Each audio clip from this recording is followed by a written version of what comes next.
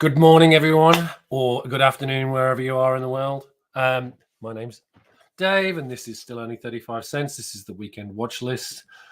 We missed last week because of technical difficulties, but you probably caught the Yarraville show that I was at last week.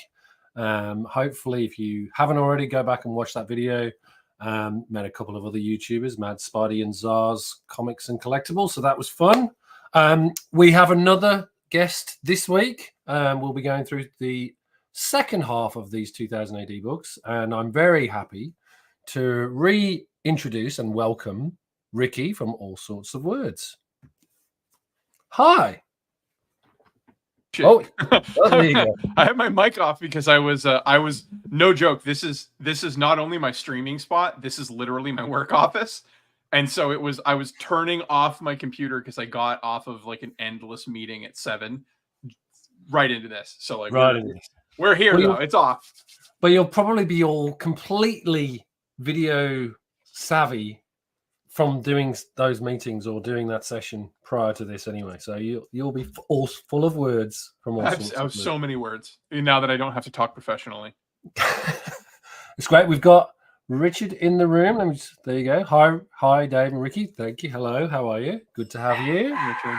Oh, and wonderful. You're going to have background noise today. My lovely dog, Ruby, she gets a shout out this week. She makes the occasional guest appearance. So every now and again, if you hear a dog on the stream, that's the dog. Whoa. I want red.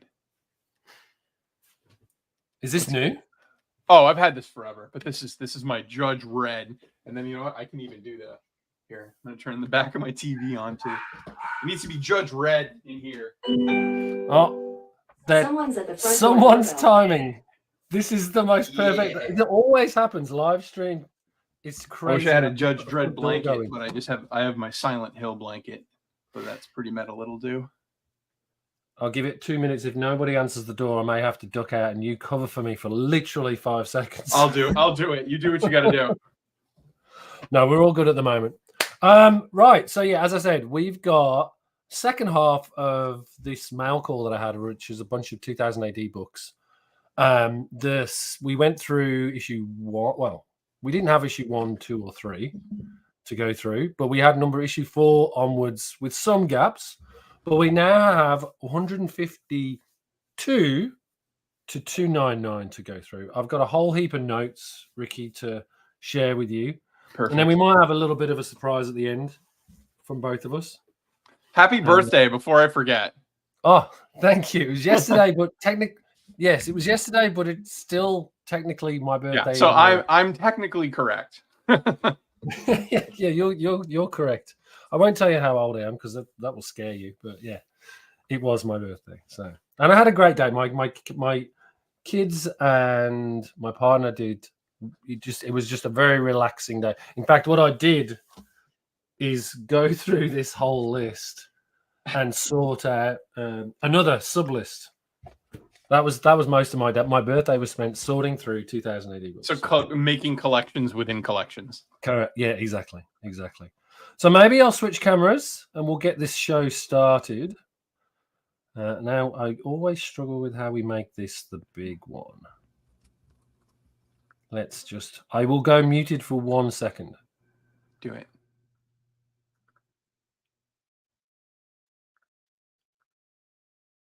There you go. That's it. That's the view we wanted. All right. So let's kick off. Well, there's a lot to go through. As we mentioned, and I've got to move down here to grab the piles as and when, but I've got some ready to go. So okay, is that starting off? Is that a Judge Dredd Monopoly board at the bottom? So this is a poster, and we'll take it out and show you.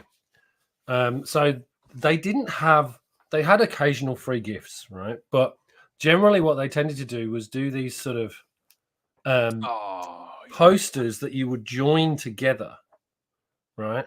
So this is part 1 of this amazing photo. So this whole spread, so you can see the top. This is essentially the top. Oh no, this is the bottom left-hand corner of the total poster. So over the course of I think in this instance it would be 4 issues. You would get these amazing posters, and this is a Ron Smith poster. So you can see, let's try and get that into the, that's what the whole image would look like. And then is there comic on the other sides of that poster? Yes. Oh, so that's fucked. So like, actually, there's an ad in this one, and there's an ad on that one. So it's not. So they've been a bit. That's clever smart in terms of that. Because like with we have enough trouble as it is with Marvel value stamps, and these are straight up inviting you to like tear your books apart. Yes, but I mean, I'm pretty lucky. I've gone through most of these, and they're still intact. Like whoever was collecting these did not want to damage these books, so they're all intact. All the posters are intact. That's awesome. And it's fascinating to sort of just have them. All of them, regardless of whether they're undercopies or overcopies, they're all in good condition, and they all still have all the free gifts. Or when we say free gifts, these sort of the inserts or buttons or badges. Yeah, there is one where I'll show you the badge as well, which came with it and just detached, but it's in the package. So that's so cool. So that's 152. I'll turn this up the other way. 153. I'll just bring my notes up because there's some significance as we get to 156 is probably the one where it's really crucial. Again, this is a Ron Smith cover. So he's that other artist. Remember last time we spoke, I was always confusing this guy with Brian Boland. The two were pretty much recognizable as Judge Dredd artists throughout. You know, if you got one of those two, you had really great Judge Dredd art. And it's quite similar in terms of how much detail there is to Boland, but it's, you know, the two was sort of synonymous with Dredd as I was growing up. So, and the other one was Carlos Esquera as well. So I've heard that name. The other name I heard today in my research was like Mick Mickelston or Mick something. Yeah, but again, I'm sort of like if it's for me, it's those three that were the linchpins. And Judge Death, as we talked on last time, which was the last issue we talked about, was Brian Boland's creation specifically. Yeah. That was 149. 149 through 149, 150, and 151. First 3 issues, the story arc. Introduces Judge Anderson in 150, Judge Death in 149, closes the story out in 151. And then I also, yesterday, and I shared this with you via Instagram chat, in 148, you have the first real appearance of, similar to Judge Dredd in issue 1 to issue 2, you get a house ad for Judge Death. So realistically, 148 is the first appearance of Judge Death. But then we've got some more Judge Death coming in this batch as well, because there is a second story arc that I want to show. Yeah, dark judges. The Dark Judges, and actually, there's one particular spread that is amazing that I'd forgotten about and found yesterday. So now, before I forget, I was meaning to tell you this. So I used to play a game called Hero Clicks. Yeah, they're little tiny plastic superhero figures from all the licensed brands, DC, Marvel, and they sold packs, and they were like Magic cards, but they were little figures. And you played like a simplified Warhammer game, right? They overproduced the indie Hero Clicks line to the high heavens, and so you can get a little tiny figure of each one of the judges of the Fear, Death, all of them. And then Judge Dredd and then Judge Anderson. And they're like, you could get the whole set for like $20 on eBay. And they're just a little cool collectible that you could have now that you're putting these together. Wow. I was thinking about this because I've got all my Marvel t-shirts as well. The other one I was going to try and get is some of these Dredd t-shirts. Get them on, I'm telling you, get them on Etsy. People make them in Europe and they're like $25 with the original art because they're not licensed, but you can get way more for your money and some sweet stuff. Oh, I'll have a look. All right, so back to the books. So we've got Sam Slade, Robo Hunter on 154. Little Pac-Man reference. Yep. 155. Again, some of these we won't call out. Most of them. We'll just pick up on the keys that are Vape, a Space Invader. Okay, so vape meant vaporize. We know vape. Yeah, I saw that. I saw that yesterday and was like, okay. I don't want to ahead invade of the their time. Space They knew Invader. what was coming. Now, this is an important issue. So remember we talked last time about these 6-month storylines that went forever. Oh, we have Cursed another. Earth was the first one, right? Cursed Earth was the first one, yes. We've just got someone new in the room. Nice, gentlemen. Good stuff. Comic G-Man, nice to have you. Hi. Gotta say hello to the chat. And by the way, chat, if you have any comments, any questions as we go through it, just pop them in and we'll do our best to answer. So this is the first of what was known as the Judge Child story arc. So it was drawn by Brian Boland and Ron Smith in rotation, and Mike Mahone as well, the gentleman you mentioned earlier, and essentially ran for like 6 months.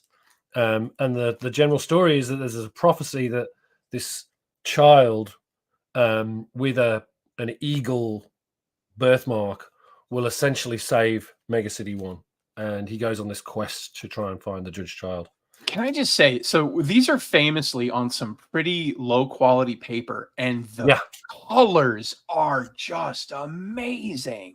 That is the thing, and it depends on where. Like, look at that. I mean, it is beautiful color, and it's newsprint, right? But then you get pages like this. It's Marvel had probably 10 times the quality, and their books look like trash compared to this. Yeah.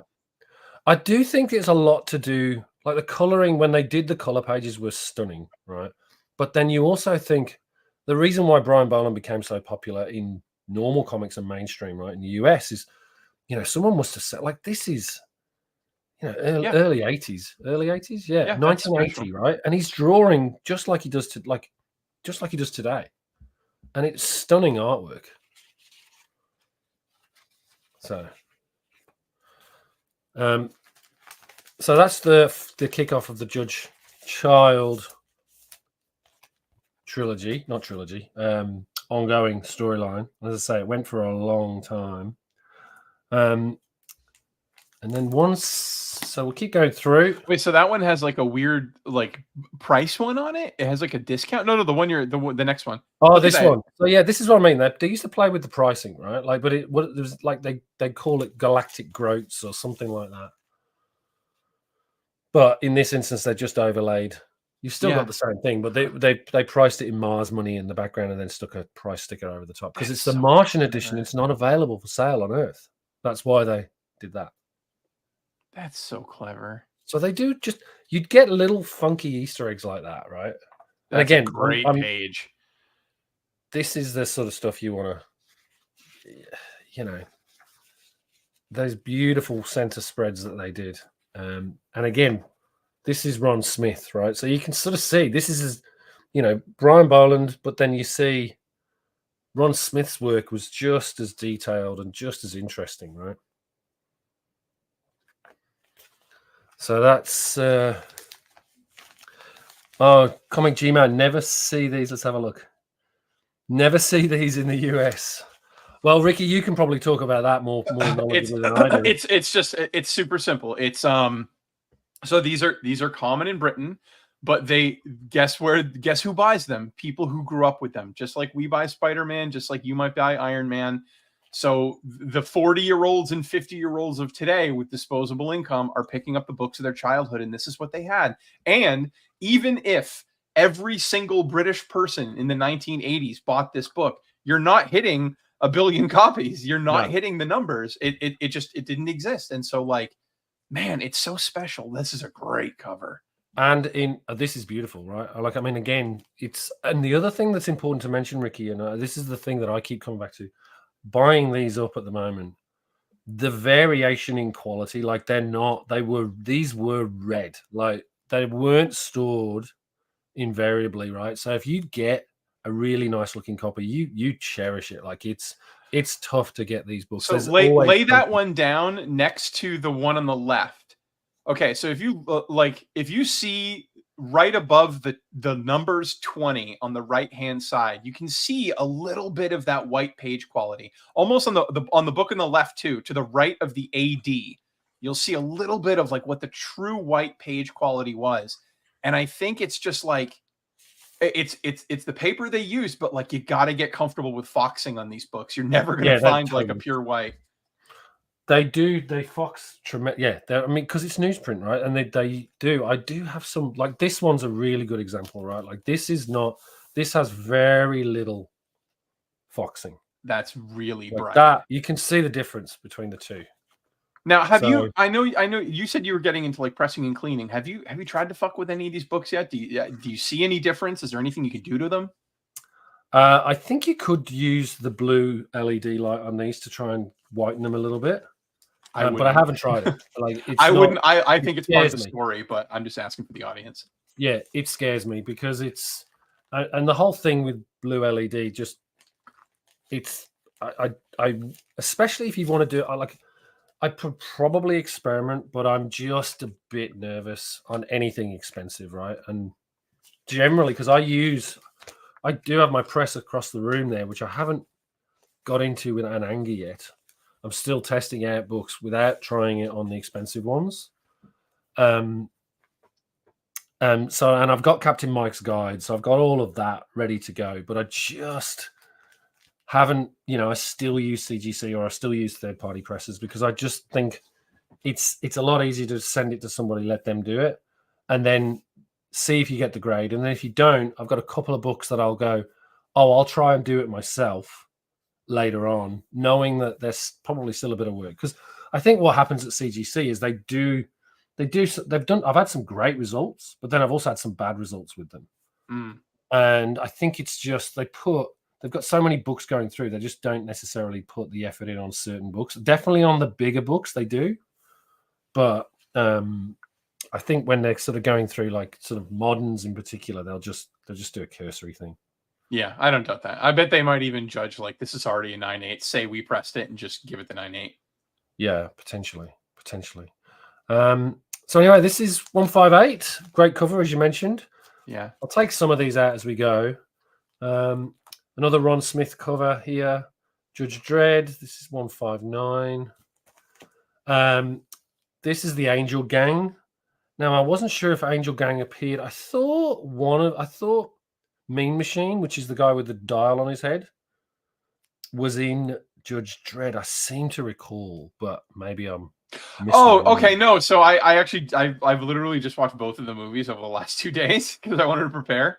In the movie with what's his face, Sylvester Stallone, there was the hillbilly dad, and they kept calling him Pa, and then there was a guy with a dial in his head. So this is these guys. Now I think the dial basically is just different anger levels. Yeah. So we can dial it up to number 4, which I can't remember what the number 4 was, but if he got to number 4, then he'd sort of headbutt Judge Dredd. And so yeah, this is the Angel Gang. I got 2 copies of this. So you can pretty much guess there. There's this beautiful. Oh yeah. This is a stunning picture. Just one of the better ones. I'll take this out actually because it's so good. But look at that. Great way to sort of use the Judge Child piece in there. And then this is interesting because I think this is it's either Boland or Ron Smith. It doesn't say. It probably. So the last cover with Ron Smith, he did sign it. So I'm wondering if a quick way of guessing is if we find another Ron Smith that's definitely him and his signature's on it, then I think we can start to piece together like a rule of like if they look similar and it's not signed, it's Boland. I think this is Ron Smith personally, but again, there's so in me, I find you'd have to see a specific.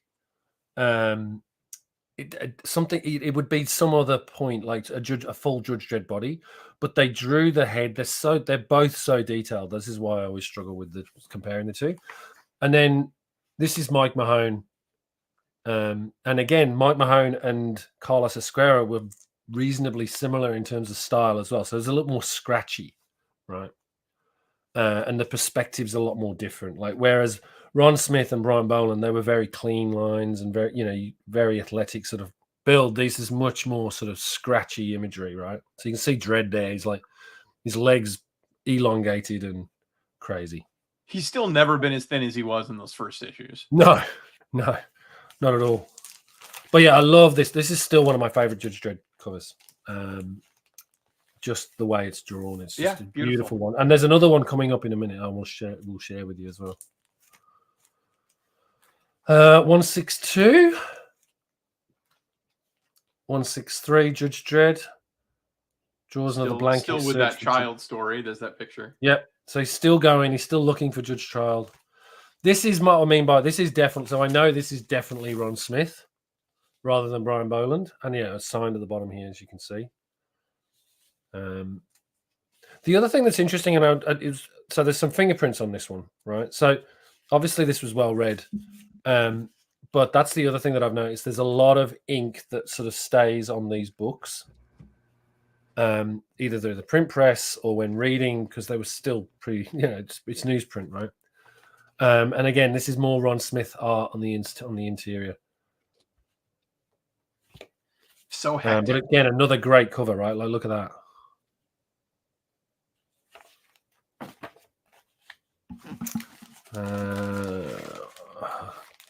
And then we have issue 165 with a promo feature for Star Wars 2, otherwise known as The Empire Strikes Back at the time. So let's see if we can find that. There's more Judge Child Part 10. I'm just trying to find that Star Wars 2 story. This one's got a little bit, you can see here, right? It's obviously got a bit wet at some point. I'm trying to find that Star Wars story that they're talking about.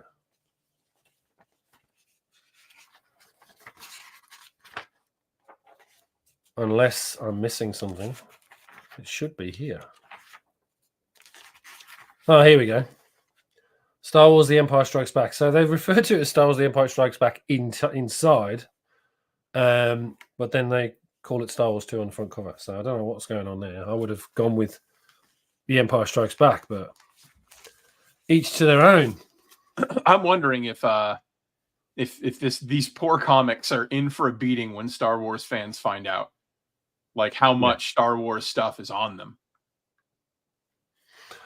Well, I did go back actually post our last video, and I looked at we were talking about where was the first mention in a UK magazine about Star Wars around, and actually I didn't realize that the Star Wars issue 1 wasn't until early 1978. So actually that 2008 issue was probably the first mention in a comic book in the UK.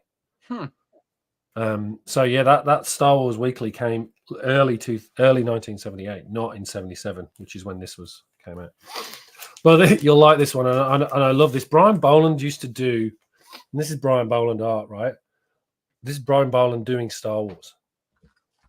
Like they created this cover specifically to, as a competition to win 15 Star Wars electronic games. And then in this one as well, it also saw the launch of the sequel to Stainless Steel Rat, which was a novel in a UK novel, basically. And so they brought the Stainless Steel Rat into and converted the story in here. So this is the second story, I believe. Stainless Steel Rat saves the world. But yeah, Judge Child is still going strong. Part 11. This is Mike Mahone art again with this huge hungry planet. But yeah, beautiful. Again, just great copy, this one. And you still get things like this in the middle of the book for no reason other than the fact that they can. I'm just checking if there's color on the other page that sort of corresponds, but doesn't seem to be. Like they've literally got a random page where it's just color, which is unusual. But yeah, that Brian Boland, look at that. Brian Boland version of the Star Wars characters. And when they used to do the play sets, instead of actually having photos, there's a few house ads that Brian Boland did as well, which basically showed off the toy. Oh, that next one's cool. So this one is an interesting one. So this is a first appearance, right? And we've got a couple of comments from Comic G-Man. What's this? My buddy Carl from New Zealand has almost all of them. So jealous. Do you use acid-free paper to help preserve the newspaper copies? Well, they're standard acid-free bags and boards, right? So yes, I do that.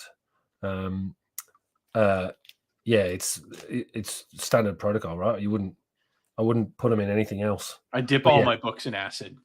Yeah. And then surprised you're not storing them in Mylar. Yes, no. Well, Mylar, this is the other problem with these, right? So these things, you have to order bags and boards from the UK. And I've never seen Mylar that big because these bags are not magazine size. They're actually a specific size for 2000 AD. And you have to order them specially from. There's only 2 vendors that I know of that do them.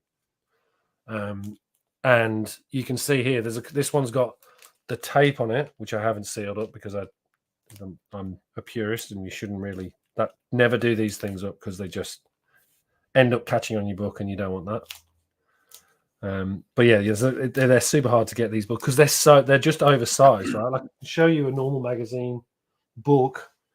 Do I have one to hand? Yes, I do. So you can see the difference, right? So this is your normal, and I'm flexing with my Love and Rockets as well here. So this is the difference, right? So it's like an extra, I'll say half an inch. Yeah, but I wonder, like, you don't have a Vampirella on you, do you? I do not. There you go. That's probably a better example, right? So you can see there's an inch probably on this side, and there's about half an inch at the top. Yeah, I wonder, because I've got a ton. I have a ton of my Warren run of Vampirella is in Mylar. Yeah. So I'm curious. I don't know. If anyone in the chat knows of any Mylar for 2000 AD books, absolutely, I would be all over it. Particularly for the keys. Like, this is a key as well. Which I didn't realize until I actually went through it. So this is Prog 167, and this is the first Nemesis the Warlock. Now probably Nemesis the Warlock was a very strange story. I never really got into it, but this is a story called Comic Rock, and it was the Terror Tube, which basically Pat Mills wrote it. So it's originally meant to be a bunch of short stories inspired by popular music, right?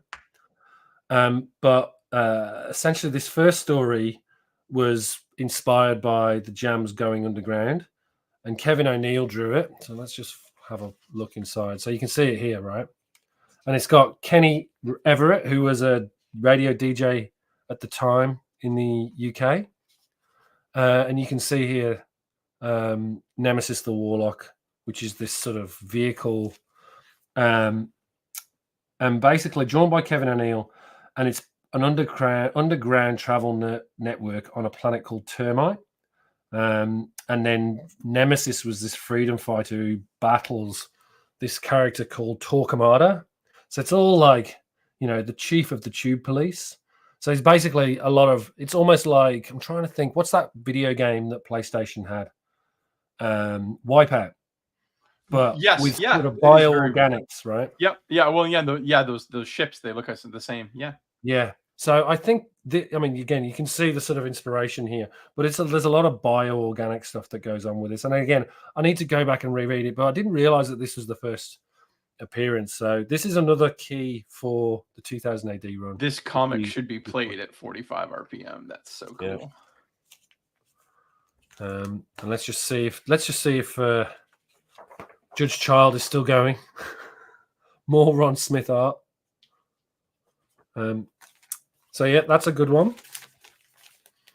I've got another one special for you in a sec, Ricky.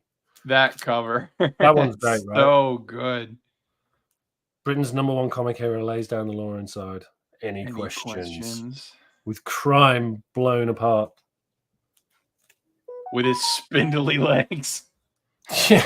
And I think that's Mike Mahone. Yes, Mike Mahone cover. Judge Dredd always skipped leg day. So 167. Then there's this one, and I'll show you this poster, right?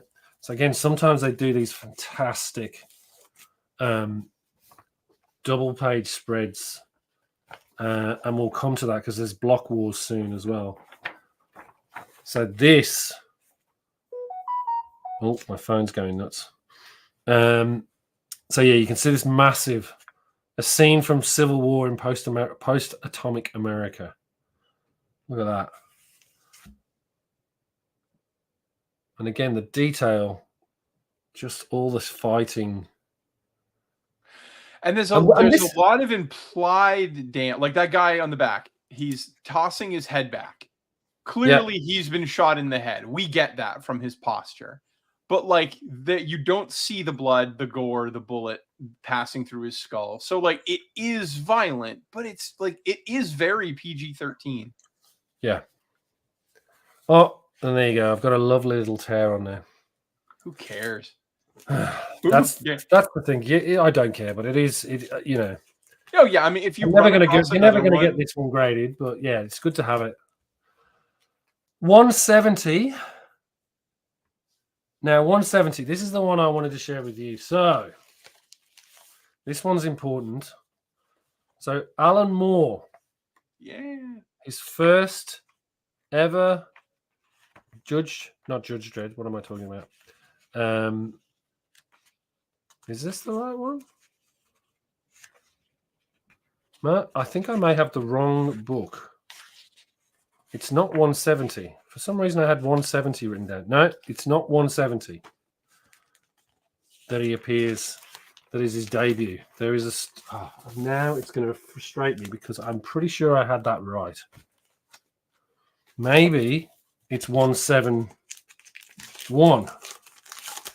But there's a story called Rojaw's Robo Tales. Is it this one?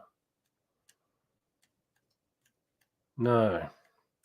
That's frustrating. I was going to show you that because I dug it out and found it, and now I can't find the thing. Anyway, so the first, so he did one story in a Prog Future Shocking called Holiday in Hell in the 2000 AD sci-fi special. But this story was called Rojaw's Robo Tales, and it was Killer in the Cab. I'm just going to double check that again, just to make sure I'm not. Yeah, maybe you skipped over it. I trust your notes. It's a strange one for me to make a mistake on that one. Oh, here we go. There you go. It is. I am right. I was right the first time. I just was looking for the wrong story. So this is his first in the actual monthly. So you can see here. Let's just zoom in. Script, Alan Moore. Alan Moore.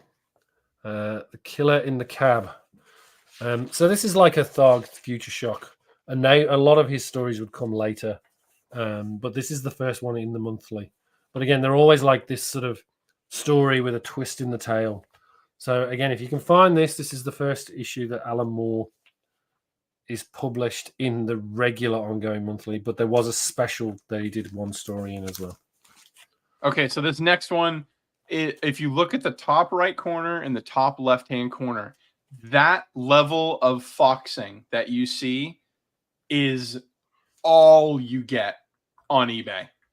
That dark page quality in that top right-hand corner, all the books on eBay you get look like that. Yeah, they pretty much would.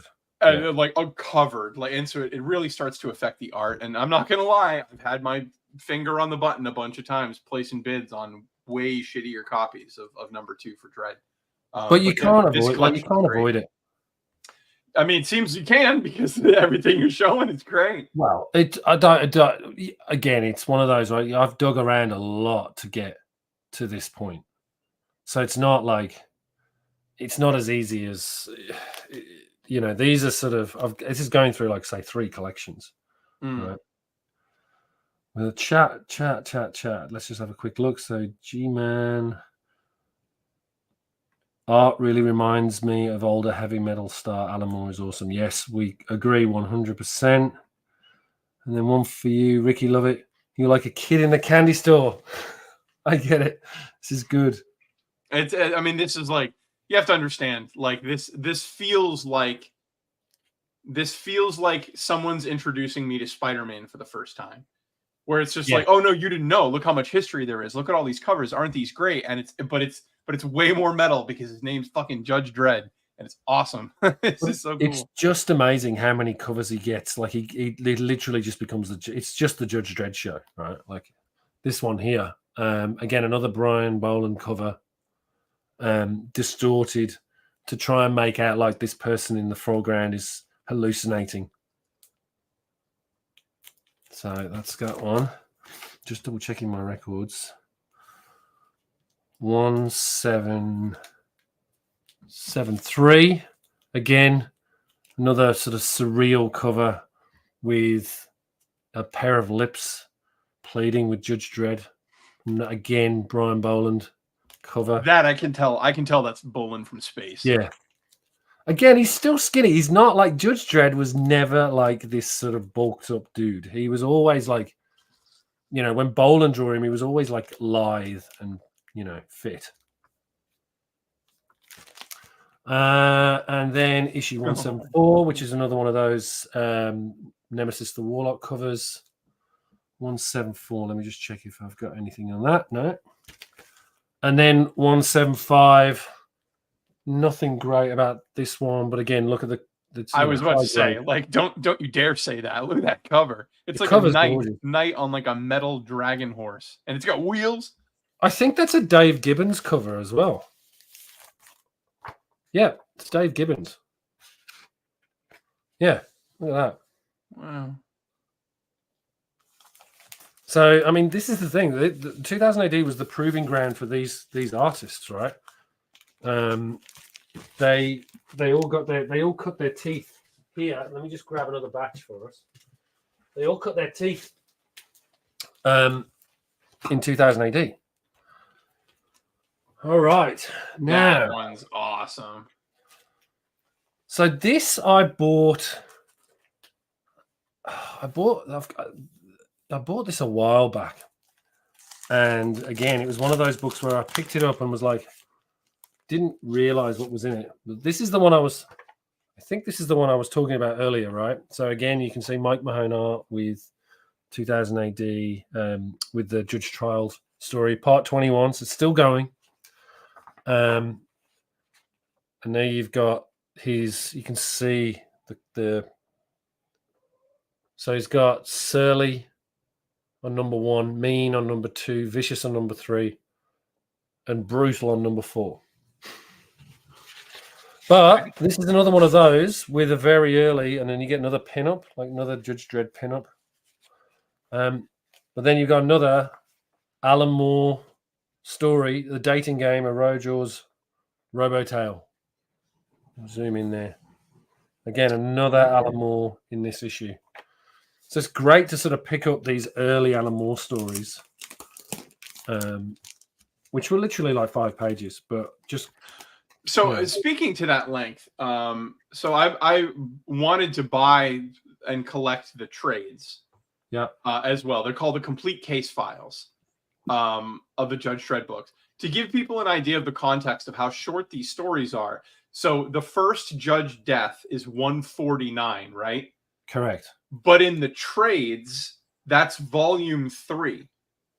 So it's 1 trade, 2 trade, 3 trades. That makes up 149 Judge Dredd stories, to give you an idea of how short they are.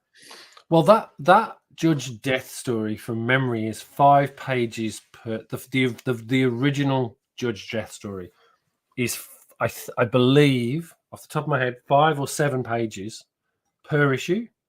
So at the very least, it's 25-page story just for that first issue, just for that first Judge Death story. And at the most, it's 21 pages, right? Right. And the trades, those books that I'm buying, they're pretty thick. So they're like 300-page trades. But they must have like full Cursed Earth runs and things like that they've got in there. So the complete case files runs from from volume 1 to the back of the book shows up to 14, but I know they go into the 20s. But that's just to give people an idea of, like, they fit 140 Judge Dredd stories in 3 trades of the so many that they have. So they're pretty short.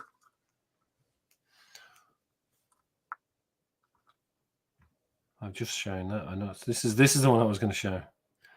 I don't think I've seen this clean copies in years. No, well, again, I did take a while to pick them up, and even the undercopies are pretty good. So, Prog 177. Beautiful. So this idea as well, this is the other thing, right? Like with 2000 AD had this idea that Tharg was this galactic editor, and basically anyone who drew the art or scripted it were known as like droid. His script droids or art droids or whatever droids. So there was this whole sort of story around.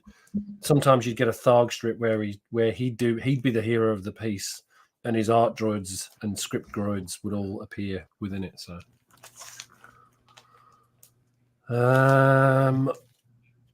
Strontium Dog, great cover. This one. Strontium Dog came from the Star-Lord magazine. I think we touched on this last time as well.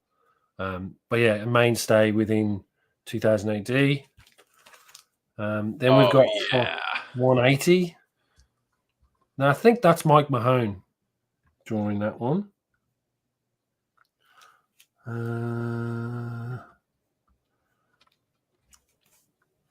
180. Another great cover for Strontium Dog with Johnny Alpha there. Again, look at the colors on that, and look at it. It's not as Yeah, that's you know what? That's the best example of white that I've seen on these. Yeah. And here we go. This classic cover. I think this is Block Mania from memory. So yeah, Brian Boland art. Beautiful, beautiful historic cover, that one. And that scene was recreated in the Sylvester Stallone movie. Yeah. They even say this Judge Hershey is talking to some newbie who immediately dies. And he's like, how are you so calm? And she's like, well, you didn't survive block wars. And then he comes out on the bike and he says, this building is under arrest. So like, with the movie beginning with images of the comics, I think there's a lot more they took from them than people give them credit. Yeah, and I remember going to see that movie when it came out, and I was super stoked for it. I was a bit annoyed that they removed the helmet. I think should have been on the whole movie, because that's what they did. That's what they did with Dredd, the 2012 one. And that was perfect. And when they cast Carl Urban in that, and he said, "I'm not taking the mask off," I was like, I knew that was going to be a good.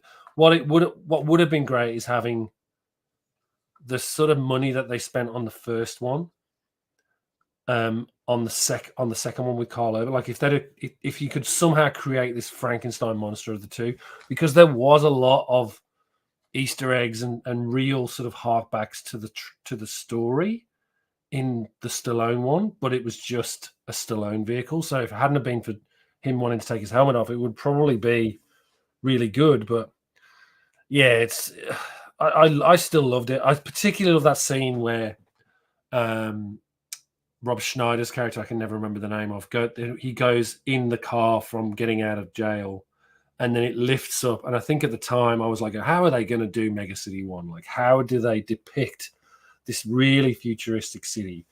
And he goes over the top of that building, and then you see the whole of Mega City 1, and you're like, oh my God, they did it. That's really good. And I don't know. I don't know if I sent you the message of this, but I was watching, the movie just very carefully, and they had the opening credits, and it said Judge Dredd costume designed by Gianna Versace. Wow, I forgot that. So if you watch the opening sequence of the Sylvester Stallone Judge Dredd, they gave her own title card. Judge Dredd's outfit was Gianna Versace. So Judge Dredd wears Versace. And it wasn't that bad. Like I mean, I thought that outfit was pretty good, and I did like Carl Urban's take on it as well. But again, I think the problem with them is they were limited on budget, so they couldn't do. So it's so funny. If you could have the two, it would be just that Frankenstein. Yeah, and apparently it lost a ton of money. Dredd. The first one. Yeah, no, the second one. The second one was a $50 million budget, and worldwide it made 35. So, I mean, we gave our money, which is a shame because it's a fantastic movie. So then we've got 183. That's another cool Dredd cover with the apes, where he goes to Charles Darwin block. Again, you would never knew what you were going to get. What the dogs hell am I looking at? It's a Nazi exactly. flag. You've got like basically a head with the arms and an axe and a tentacle for hair, a dead Nazi soldier on the floor, and what looks like a one-armed, almost armored turtle. Yeah, without its shell. Yeah. Jesus. So who knows? Some very crazy stuff going on. Prog 185, Prog 186, where the craze of Mega City 1 was not like we have today, where everyone's trying to be gorgeous and pretty. The phase was to make yourself ugly. And I think there's a piece in here. Let me just bring it out. They had the steps on how you could become ugly, which I thought was very interesting. Yeah, Otto Sump, where it's like, hey, you can be a nobody like me. You can get ugly. Oh, look on the right page, Sump Tower. So it's a Trump reference. Yeah, suddenly ugliness was in. You can be rich too. That was his thing in the 80s. Jeez, look at that. And Ron Smith art. So yeah, there's some. Oh, here we go. This is so you get this every now and again, right? Some of those that are. Yeah. I didn't even notice the Sump reference. Maybe it wasn't Trump, but maybe it is. I mean, some tower is pretty on the nose. Yeah. But was he? Yeah, well, I don't know if he was necessarily widespread known in the UK at that point. So again, it's an interesting one. 187. Nothing spectacular about that one. 188. Again, you can see this one is pretty sort of yellowed. 189. Now this is Albert's first appearance of Albard Snaz in Road Jaws with art by Steve Dillon. So again, you can see it's amazing Judge Dredd art in terms of there, but let's have a look, see if we can find that Albert Snide, who went on to have his own script. But I want to show you some early Steve Dillon art, if I can find it. Here we go. Road Jaws Final Solution. Steve Dillon. You got to stop doubting yourself. You're right on this stuff. I am right. There you go. So you can see Steve Dillon art. And again, this is what I mean by you're just getting to see these classic creators that are now, just standard fare in our industry. Right? This is early stuff from him, and it's beautiful, right? Okay, let's get into this. Stop me if you see something you like, Ricky. Oh yeah, no, hey, I have no problem doing that. So 190, 191. This one comes with a full color poster of Johnny Alpha in it. You can see it there, just highlighted at the bottom. And there it is. So again, they don't have the Judge Dredd strip in the middle this time with color paste, but you've got that Johnny Alpha poster and still intact, which is just fantastic. And Judge with his bow legs on the cover of that one. Yeah, he's not exactly. Yeah, exactly. This is what I mean. Like he's super top heavy, and then his legs are all spindly. Yeah, he never visited leg day. 192, great cover this one, and I'll show you this one because I took this out yesterday, had a quick look. So you've got this is a Christmas issue, so 27th of December 1980, and they're all in the sack. All the stars are inside Tharg's sack. There you go. Look at that. Splendid Verg, ho ho ho.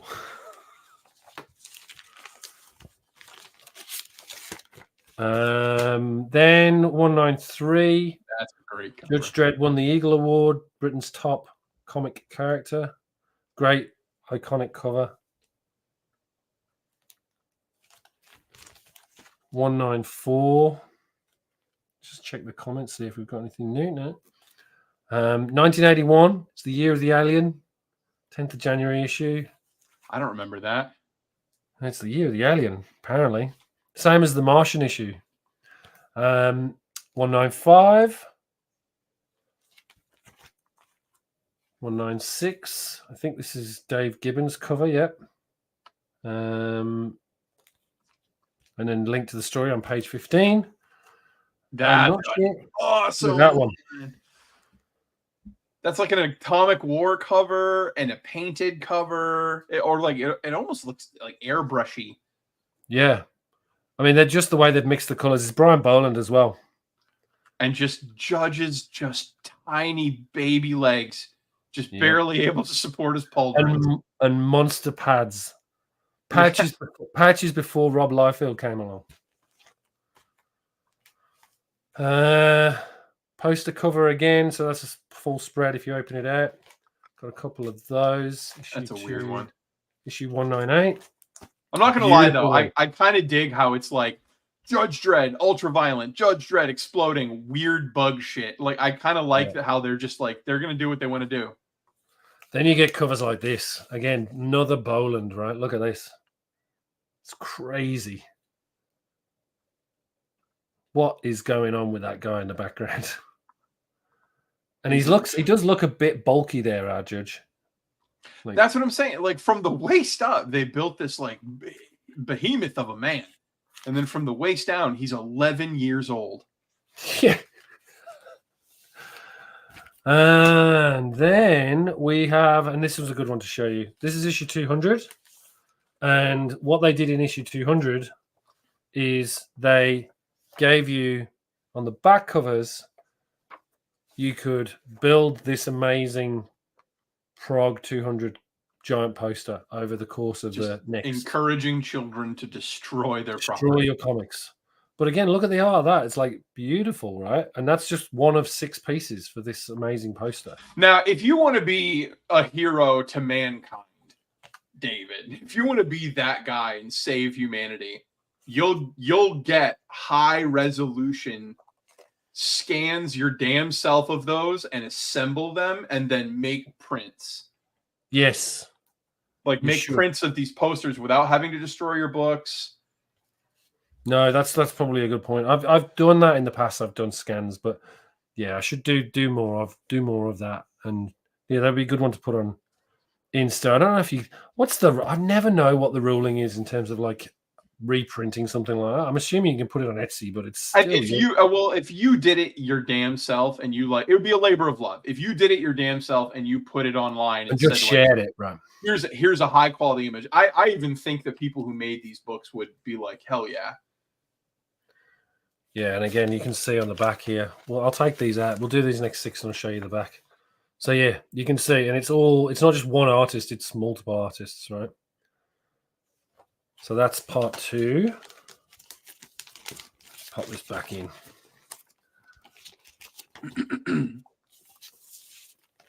But it's been such a labor of love to see these and just go back through them. 202. Top right side of that poster. Still no Dredd. Still no Dredd on that one. No. I'm assuming we get the middle section in this next one. So 203. No, we get the bottom left. Road Jaws is in there. Walter, Judge Dredd's droid, Sam Slade, Robo Hunter's on there. I'm getting nervous because unless this bottom right-hand corner or bottom middle has flesh, they just forgot about flesh. Beautiful. This one's another one. This is another classic Judge Dredd cover. His huge feet.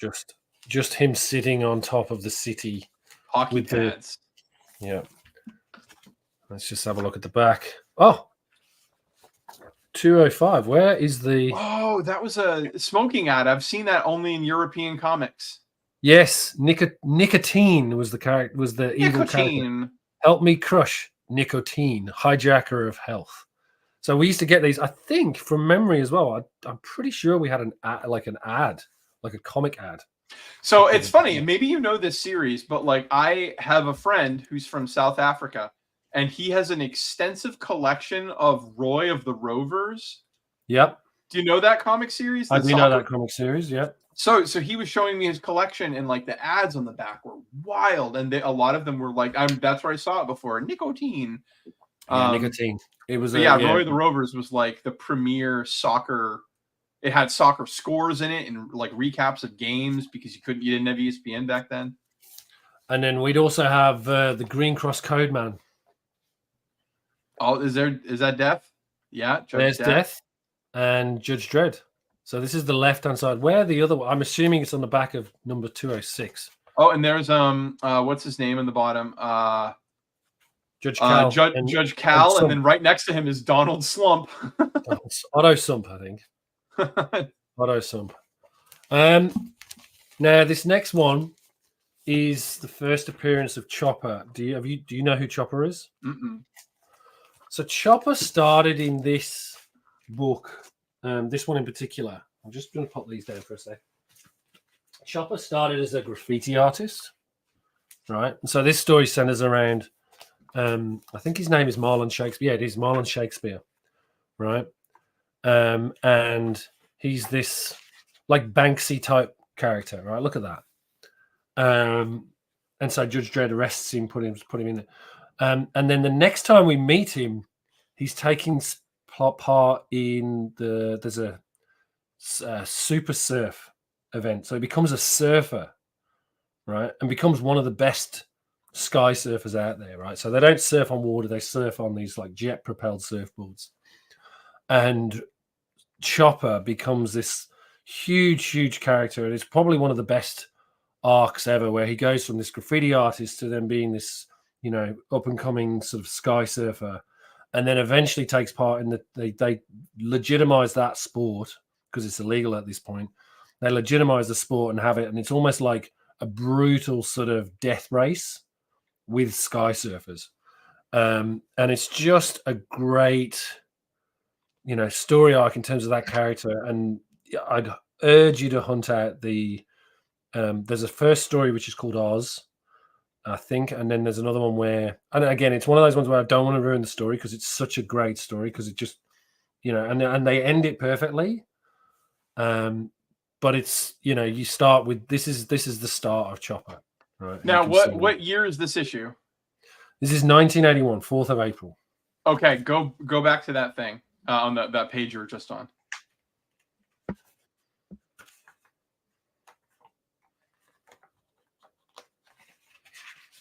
There you go. Okay, if you look above the G in Judge, who watches Big Brother? This is 5 years before 86, which is when Watchmen came out.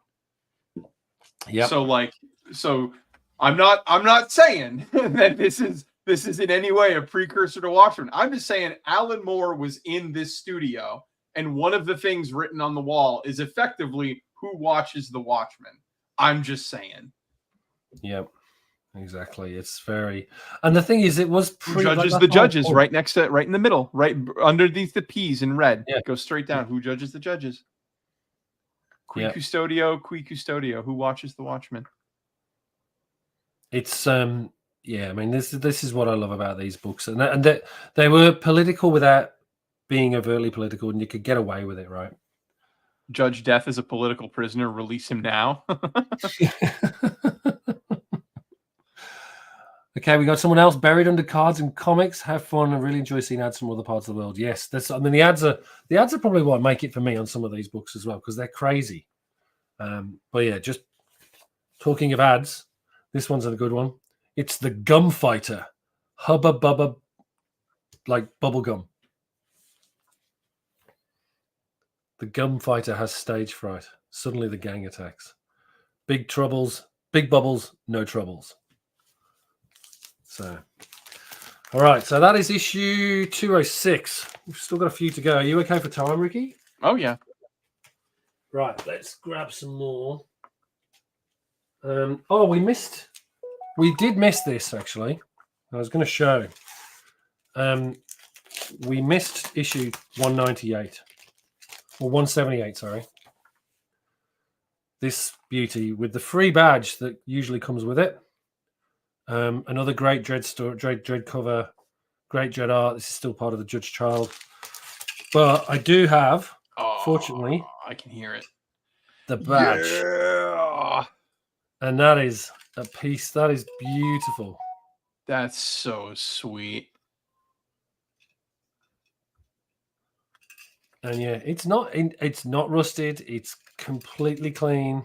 Got a little bit of residue from the sticker on it, but looks great when you put it like that. Wow. So yes, I'm very happy to have that badge. That's one of the few physical free gifts they used to give away. Wow. All right. Let's get down to some more. Just 1 second. All right. Next up.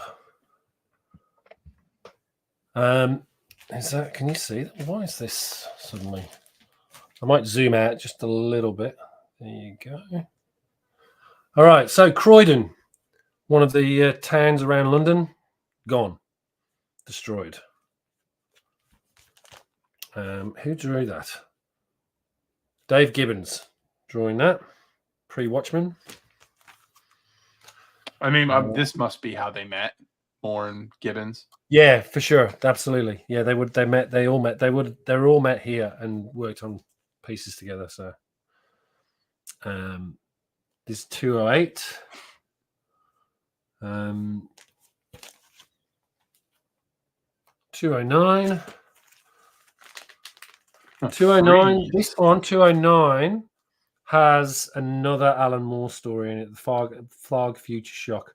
He did his first one in 203, which we've gone past, which was Grokk's Bearing Gifts with Ian Gibson. This one is The Return of Two-Story Brain, with Mike White doing the art. So again, this is at the point where Alan Moore was deep into 2000 AD and helping them with stories at this point.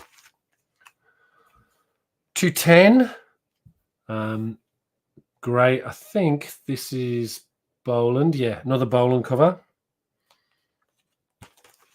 Ron Smith cover. Another Judge Dredd. Another great Judge Dredd cover. 212 Strontium Dog. Another Boland cover. Not sure what this one is. 213. Nothing of key significance, but that cover I think is pretty cool. Yeah, a very 50s sci-fi woman in the red boots. Yeah, but very classic Boland. I mean, this is the thing. Like, just look at this, and it's like this totally unrecognized. Like, no one's someone should be collecting Boland artwork from these issues because it's just stunning. Like, and this is pre the work he's doing today. 214. This has another Tharg Future Shock in it. You can see the different style of cover that they've done here.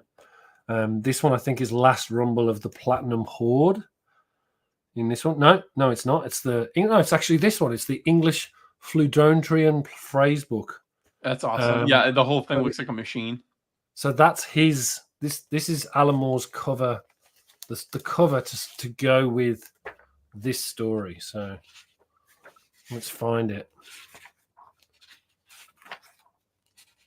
Here we go. So where does it tell you that he's the artist? So yeah, that's a completely different looking style of story and art here, right? Like he's done it as this echo box. Right. And then so you read the text and then at the bottom you translate what it's saying. And so then you sound like you're reading like an alien. Next year we hope to visit Benidorm. Idiot, I asked for 2000 AD, not 2000 elbow scratches. So this is the first time I've read that. So that's actually, I'm glad you're here to help me. All right, so 215, I think that's Boland again.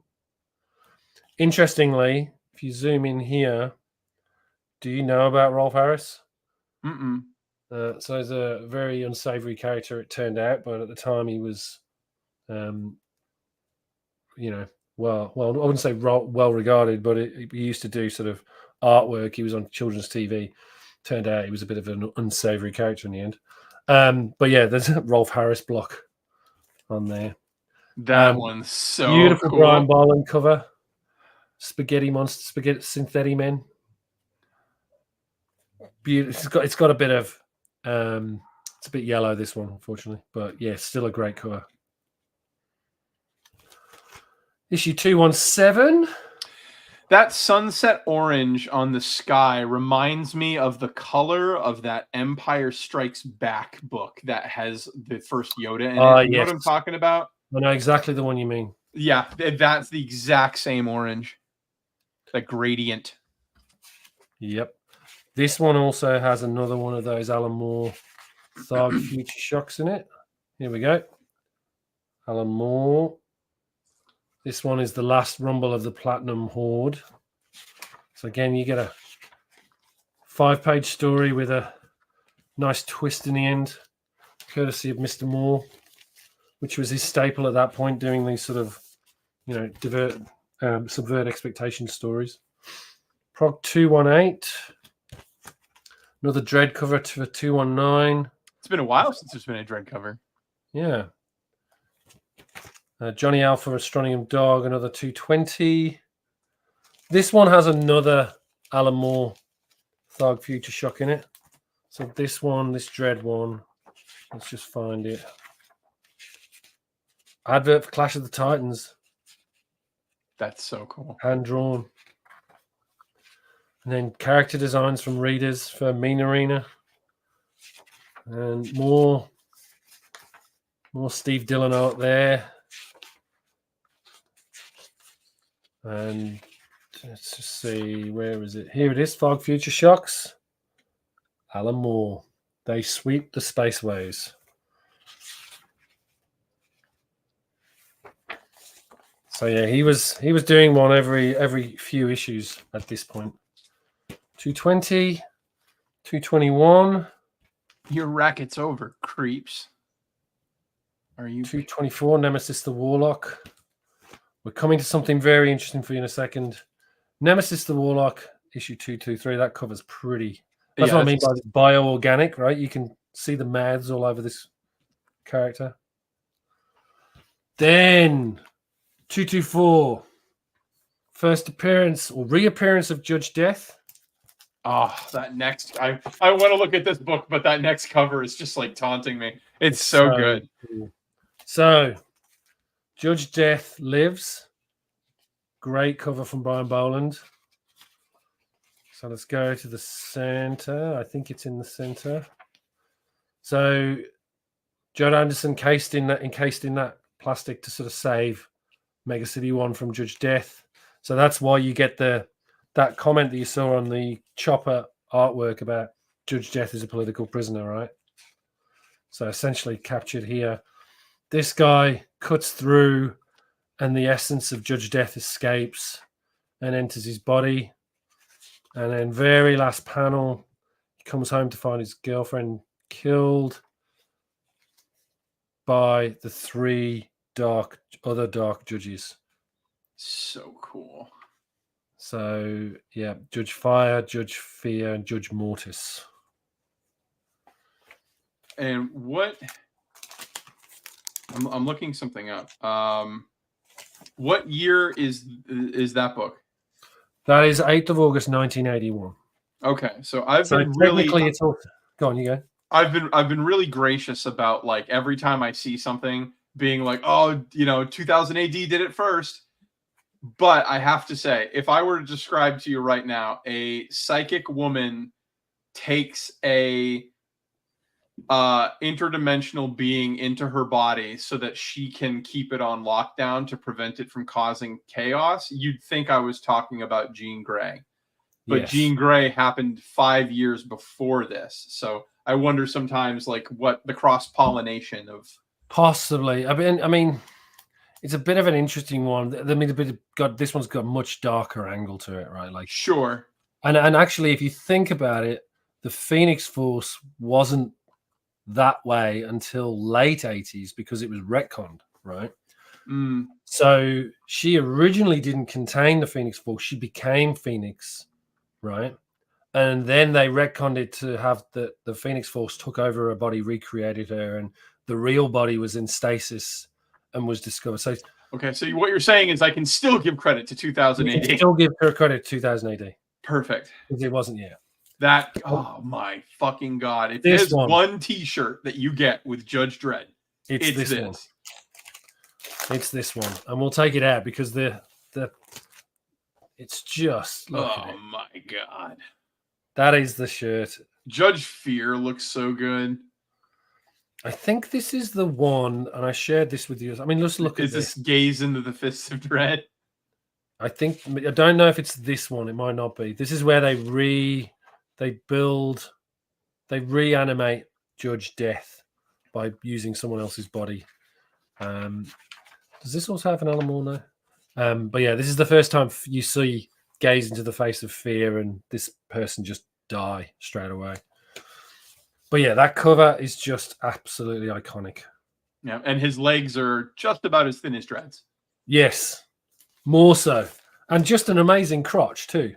Oh yeah, just a flat pelvic bone. It's like there is no flesh there. This one is the one I did think you'd want to see. This, and I opened this the other day and was like, this is the one. Look at that. Beautiful spread of just these amazing characters. And again, they called it a postergraph. So to have it intact is just stunning. Yeah, like that needs to be high quality scanned. Yeah, I should do that. I will do that for sure on this one because it is beautiful. And actually, just this is very different. I've been following this one person who's a professional colorist, and he's been doing this side by side between digital and then the original print versions, and it's just the sense that you get from the original print versions. Yes, they're not. It's the colors are just so much more.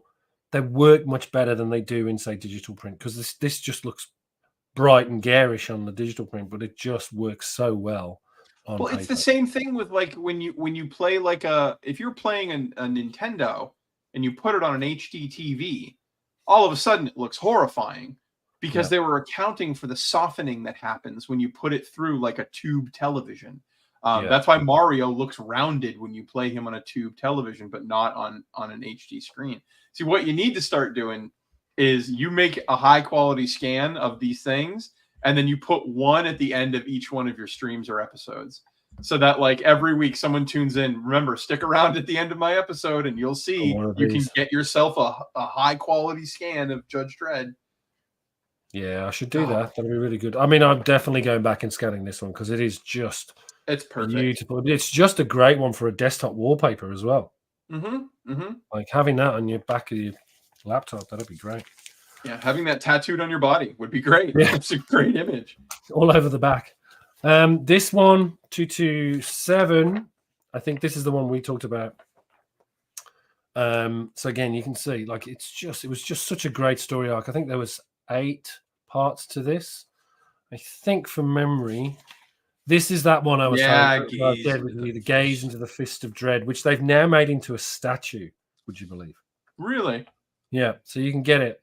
But the idea with this is that, Judge Dredd and Judge Anderson catch up with the Dark Judges, and Judge Fear opens his helmet and screams to Judge Dredd, Gaze into the Face of Fear, which any normal human would, would kill a normal human man, but Dredd is a judge, and judges are not ordinary men. Gaze into the Fist of Dread, which I always stuck with me. But this is the other thing that's quite interesting about the Dark Judges. They don't die; they're just their souls or essences drift off, so they're really difficult to kill, and so that's why they are recurring villains and keep coming back. Next up, we've got First Rogue Trooper, which has been announced as. I'm trying to work it out whether it's going to be an animated film, because they're using Unreal Engine to do it, or whether it's actually going to be a live action. I thought it was going to be live action, but it may end up being animated, I think. But this is first appearance of Rogue Trooper and the final issue of the the Dark Judges saga, where they go to Dead World. So they actually travel to the other dimension of Dead World, and eventually somehow manage to kill the Dark Judges in Dead World. But yeah, this is, Rogue Trooper first issue. The idea with him is like a genetic infantryman, and he's got his 3 dead buddies that are essentially their essence or their souls have been captured, or personalities have been captured in these little microchips that he's put on each of his pieces of equipment. So he's got one on his helmet, one on his gun, and one on his backpack, and they all talk to him. That has to be busy. It's so good. So I can't wait to see when that comes to the big screen. Hopefully it's not another 2000 AD story that just doesn't resonate with people. 229, great Judge Dredd cover with them on Lawgivers. Another Nemesis 230, Rogue Trooper cover. As you can see, massive tank against him. 232. Space Truckers Dictionary. Space Truckers. Ace Trucking Inc.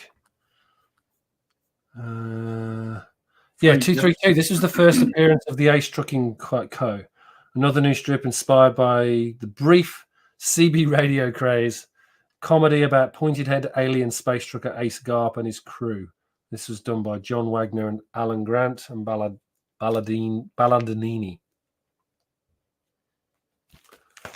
You get a free pack of KP griddles in this one. What is that? Details inside, but other than that, you get a lovely Ron Smith Judge Dredd cover.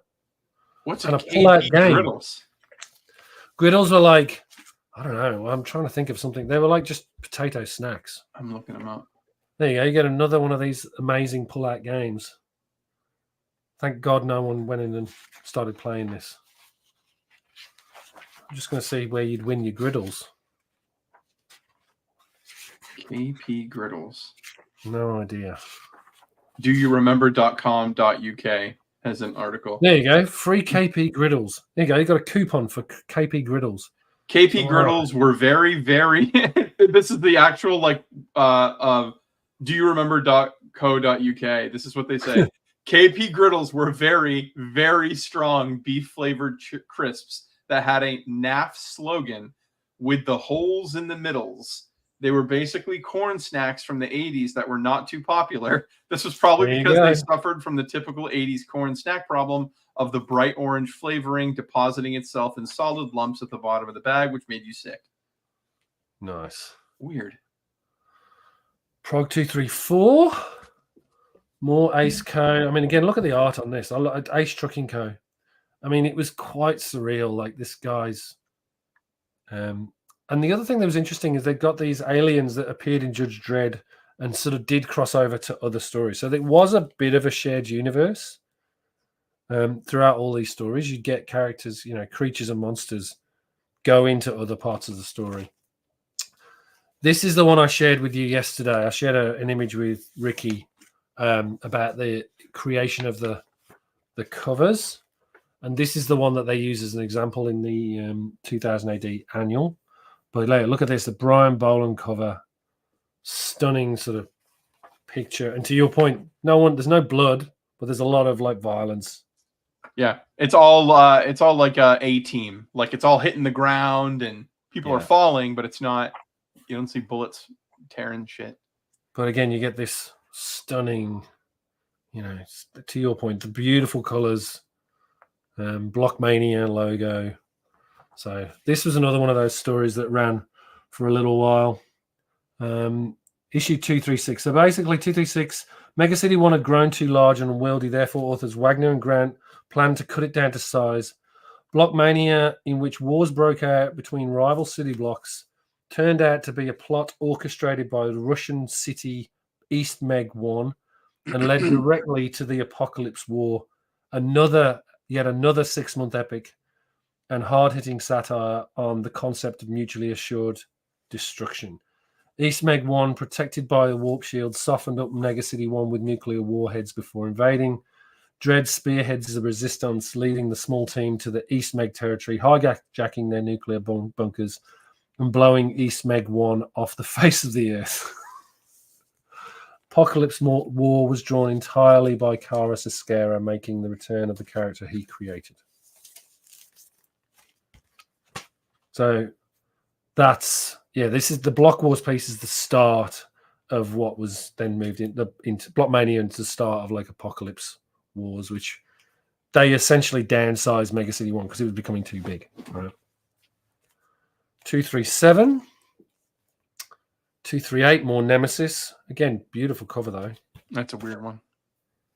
Nemesis and Torquemada. Again, you can sort of look at that, like this weird bio-organic stuff with Nemesis the Warlock. So you can see the two characters fighting on essentially the bridge between these two giant creatures. Block Mania, bit of a strange one from Brian Boland. Max Normal is, turned violent and they're trying to cure him because that's basically what's happened. That's what starts the Block Wars. Prog 241, Rogue Trooper cover, 2 of those. Another Block Mania 1. Mission Destroy Mega City 1. That's issue 242. Odd that was a story about Mega City without Dredd on it. It's an odd choice. He's in there, but he's in that sort of top left-hand corner. Oh, yeah, can't really see him. Let me just see if I can zoom in for you. Oh, there he is. So yeah, it's this tiny version of Dredd. But yeah, the city just goes nuts in that storyline. Issue 243, 244. I think issue 242. 242 has another 240 and 242. This one has another one of those Tharg Future Shocks by Alan Moore in there. 244, 245. So then this is when the Apocalypse War starts. So you can see here, this is Target Mega City 1. So they launch, the Russians launch missiles at Mega City 1.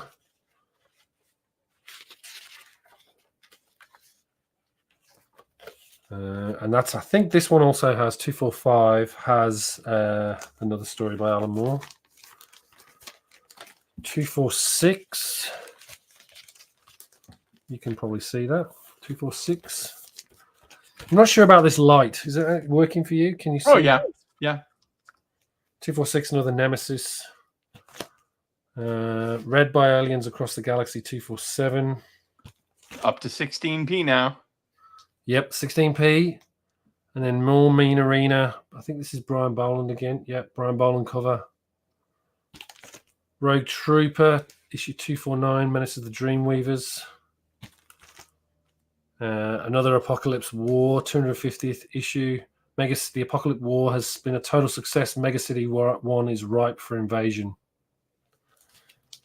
So they destroy most of Mega City 1 on the East Coast. And then issue 251, more Ace Trucking Co. We'll just grab the last pile. We're almost there, Ricky. Oof.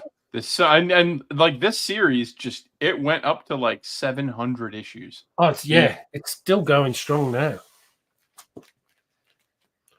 So 252, 253.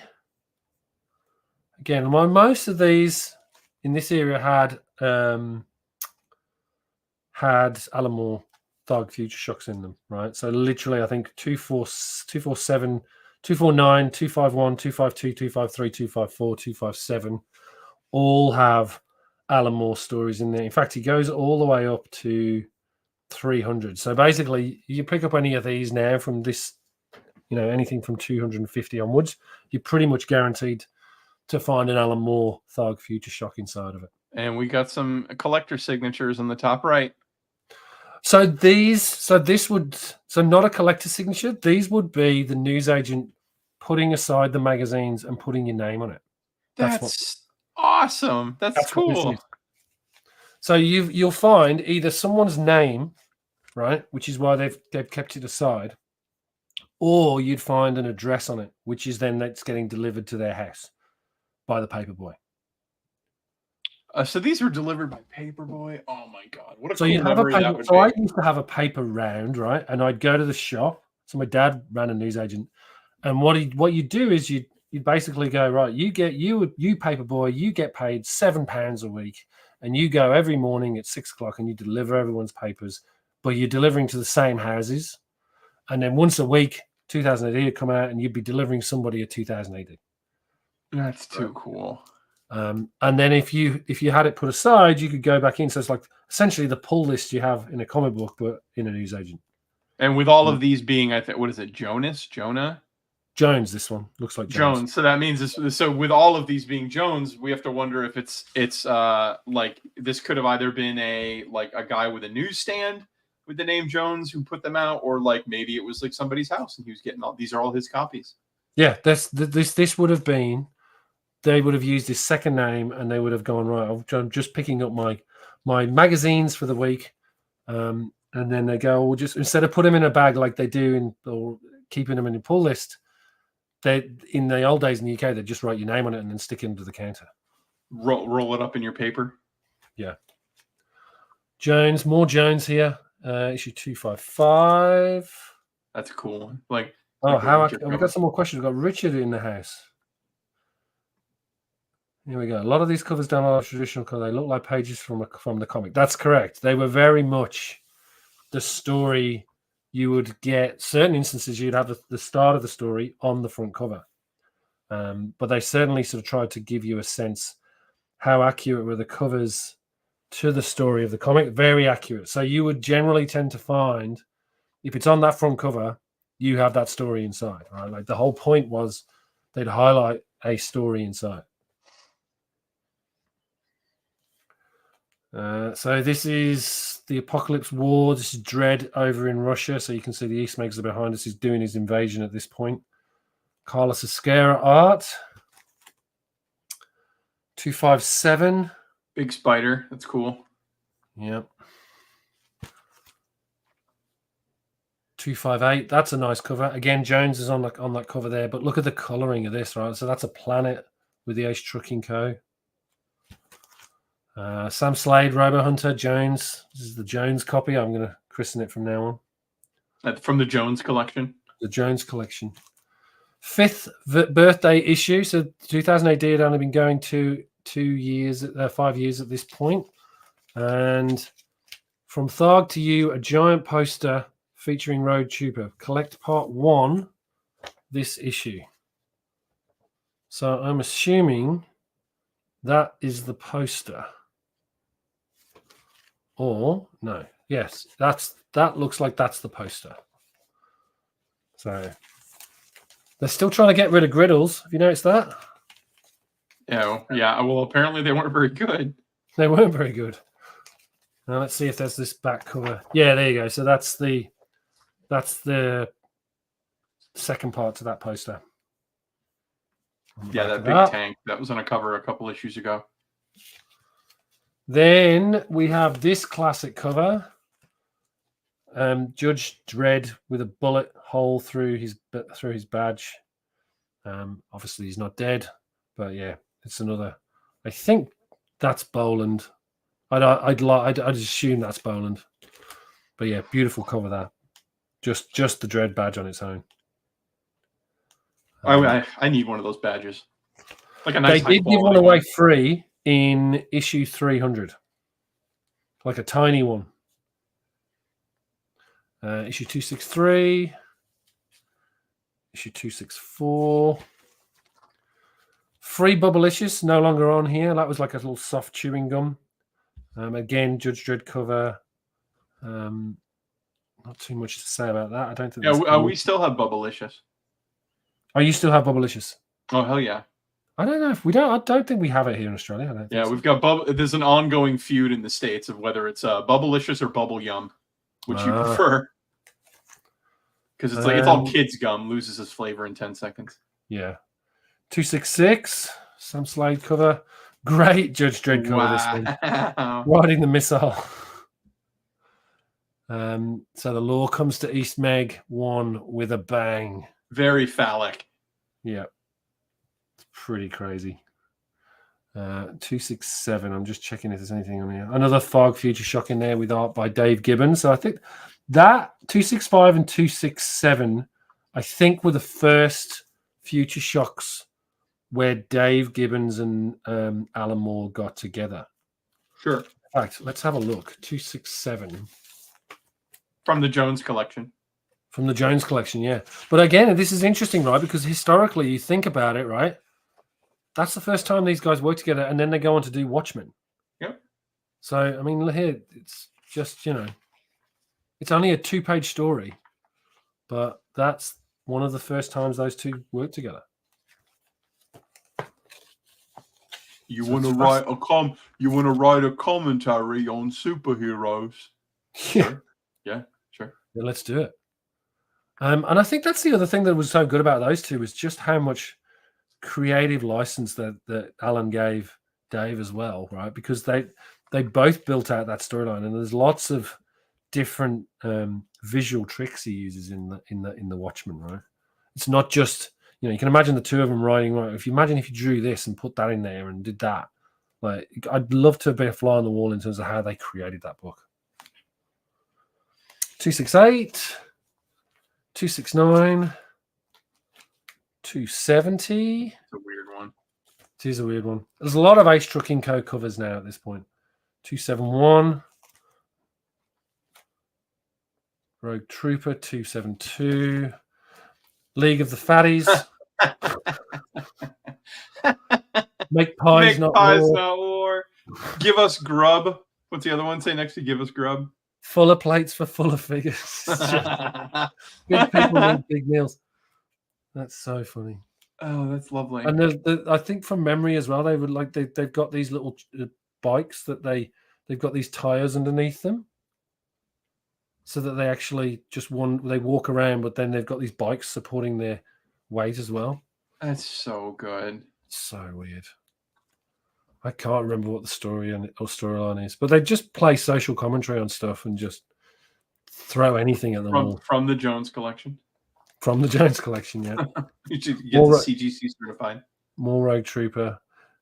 274, 275. Oh, weird. Yeah. I don't like that at all. that is officially my least favorite. Judge Dredd in Fungus. Have you seen the Mushroom Men? It's just so I think the Sam Slade stuff's quite weird. I haven't read it yet. I should, guys. Again, I've got to go back and reread a lot of these. But yeah, that's that small child that you just saw on the front cover ballooning out. Another from the. Actually, I was going to pull this one out because I want, and actually, John from Bronze and Modern Gods will be interested in this because he knows the Duran Duran team. But this is Duran Duran join Squaxter Thargo inside. Let's have a look. So this is the first appearance of Duran Duran in the comic, apparently. Let's see if we can find it. There you go. What's it say here? Ask a pop star what his favorite reading matter is, and he'll tell you my royalty checks. But ask the Duran Duran boys, and you get the answer. 2000 AD. They are the latest recruits to the Squax Dex Thargo Friends of Tharg, an honor automatically bestowed upon every new 2000 AD reader. Like all of the better quality people, Duran Duran like to top their thrill power after a grueling tour, catching up on progs they missed out while they were away. Our picture shows guitarist Andy Taylor and keyboards person Nick Rhodes head buried in the prog, doing just that at a recent reception where they were supposed to be talking to the press.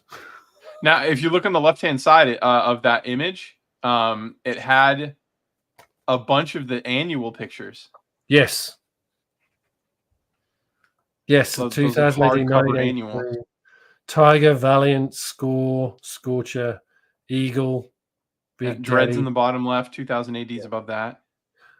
Yeah.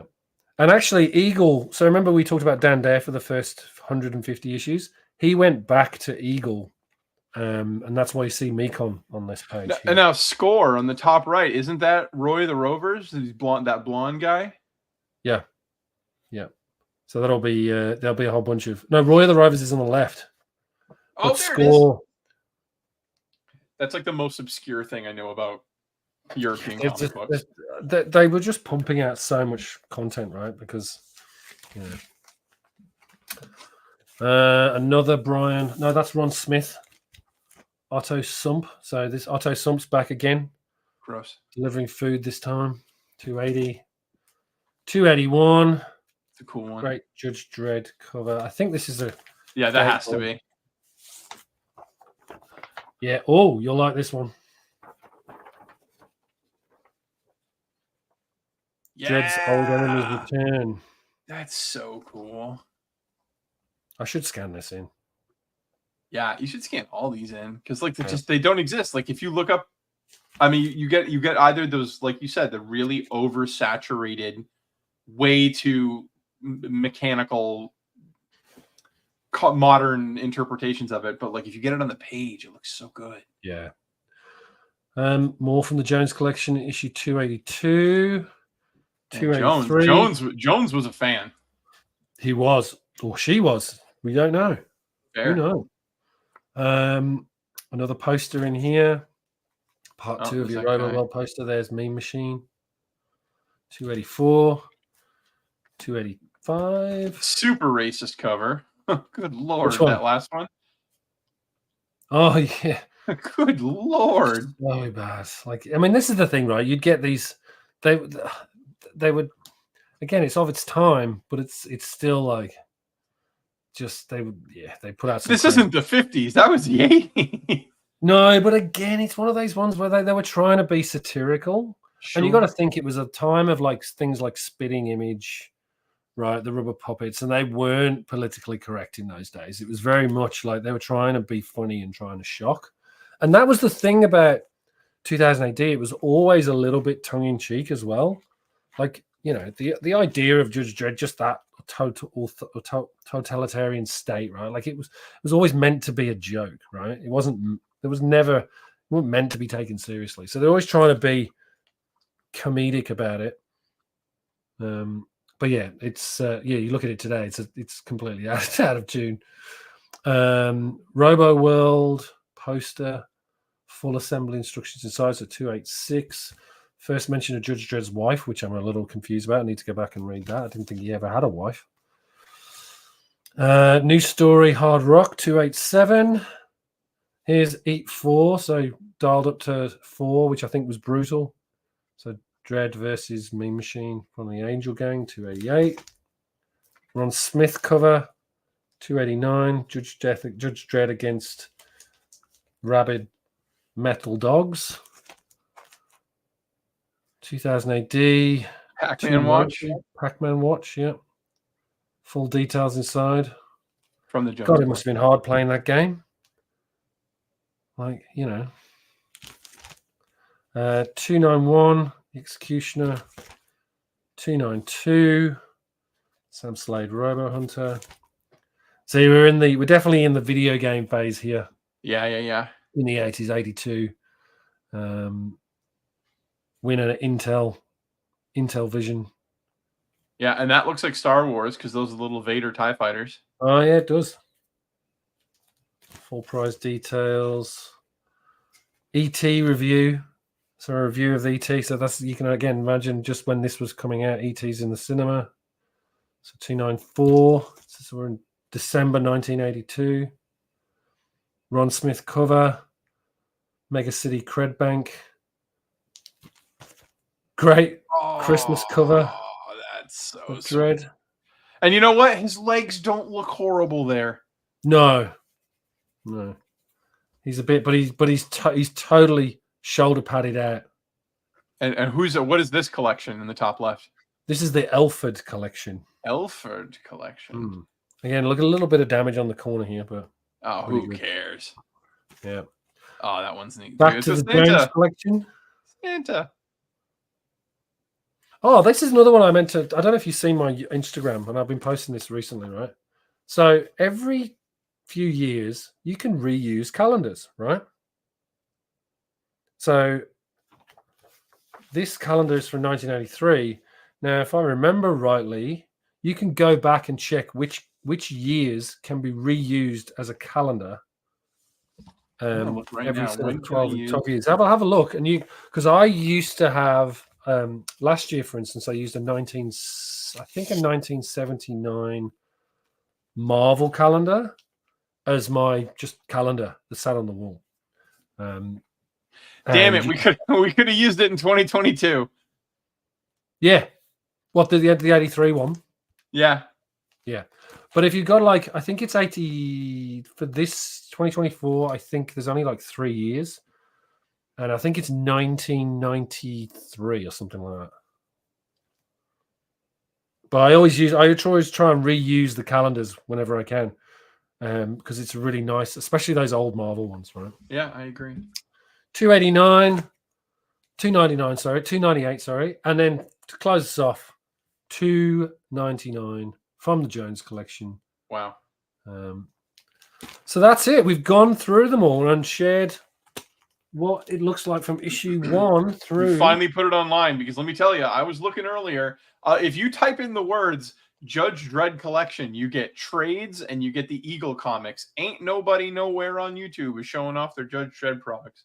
No. I do have these to show. Or should I save those? I should save those. Right. I do have something to share with you, though. So, let's get this started. Do you want to go backwards or forwards? Backwards. Backwards. Good idea. Build up to the big boy.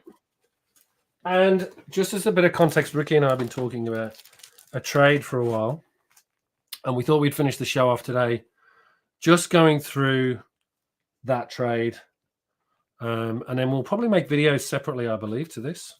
Yeah, where we'll do like once mine comes in and once yours come in, we'll like time it so it's like a same day release, and we'll both do unboxings of when they come in the mail.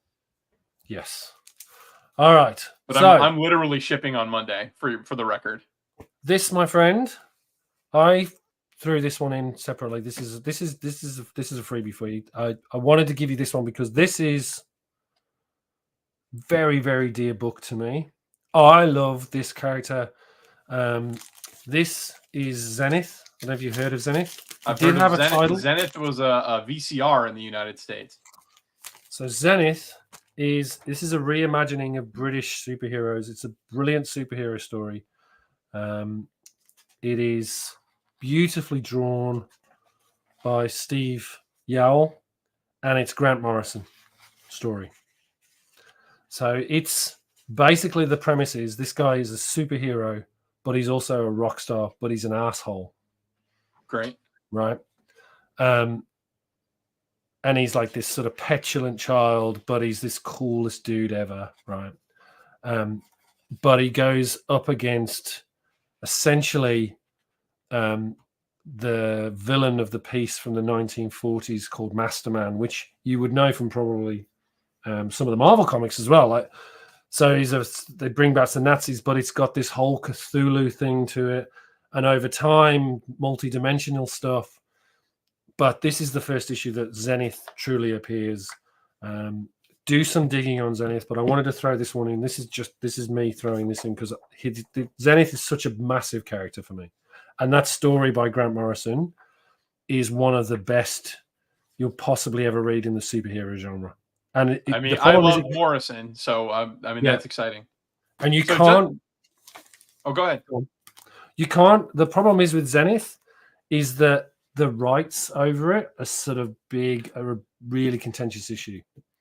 And Steve Yowell owns all of the original art and will never give it up. Okay.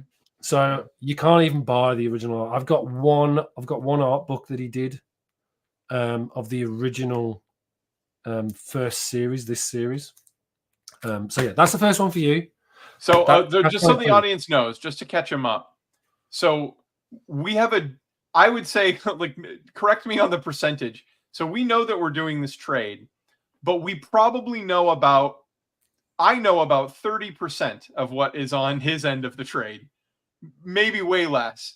And then he knows about probably 60% on what my end is going to be because it includes a really big book. So like I'm finding out, as anybody who's watching this is finding out, what the nuances of this trade are. So this is as exciting for you watching these books for the first time as it is for me, because I'm learning what's in this trade as well. But my issue is that some of it still hasn't arrived for you as well, which is the other thing that's. But let's just go through these quick. Sure. You've seen some of these today. Sure. 245, 247, 252, 254, 263, 242, 241, 240, 237, 235, 234, 232, 230.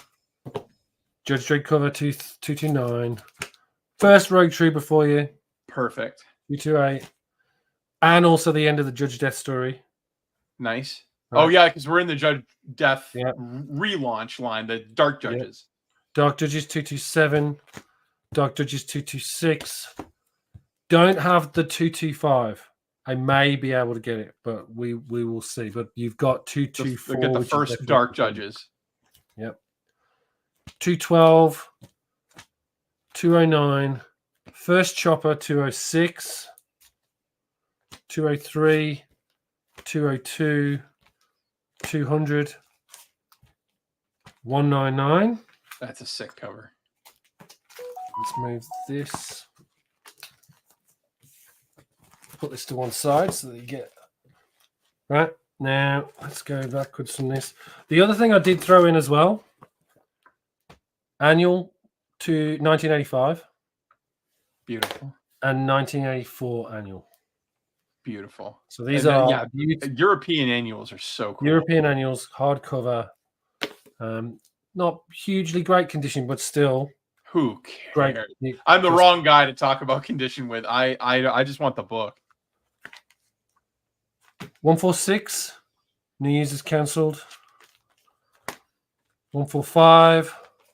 142, 141, 140, Star Trek cover, 139, 138, 137. I'll just move this up a bit so you can see. There you go.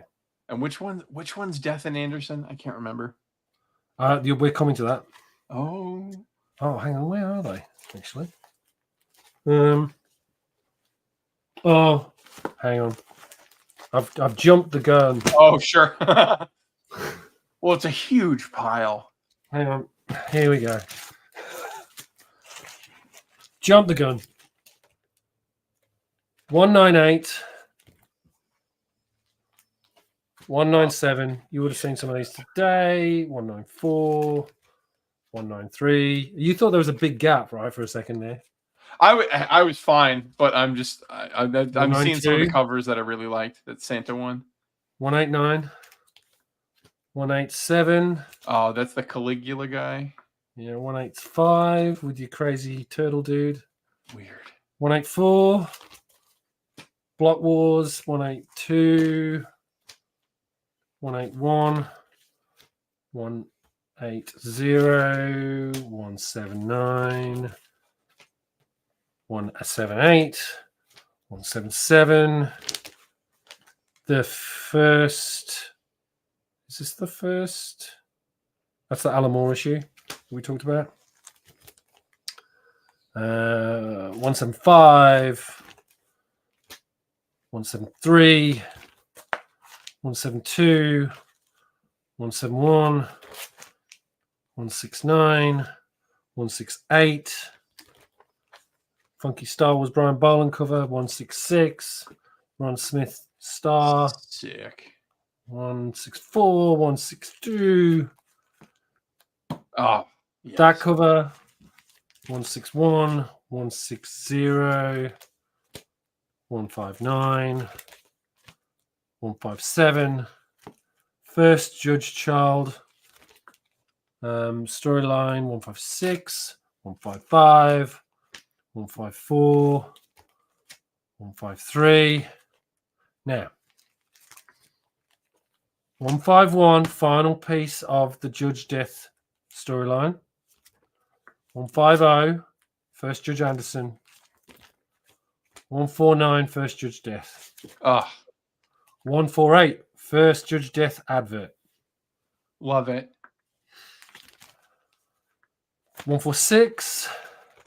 145. Christmas. 142, 141, 140, 139, 138, 137, 136, 135, 134.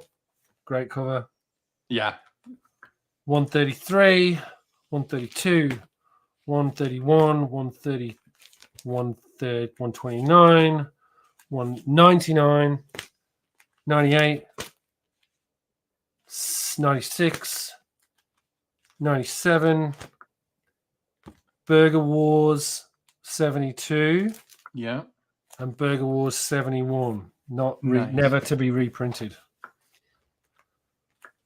I'm so excited to read those. 41, 20. It's getting low. Getting low, folks. There's your special one. Yeah. 19. I feel so shitty getting all this amazing Judge Dredd, and honestly, this is like in the top 3 books I'm super excited for. That's so good. Prog 18, third Judge Dredd cover. 16, 15, 14, Flesh. 12. No, yep, 12. 9, 6, 4, 2.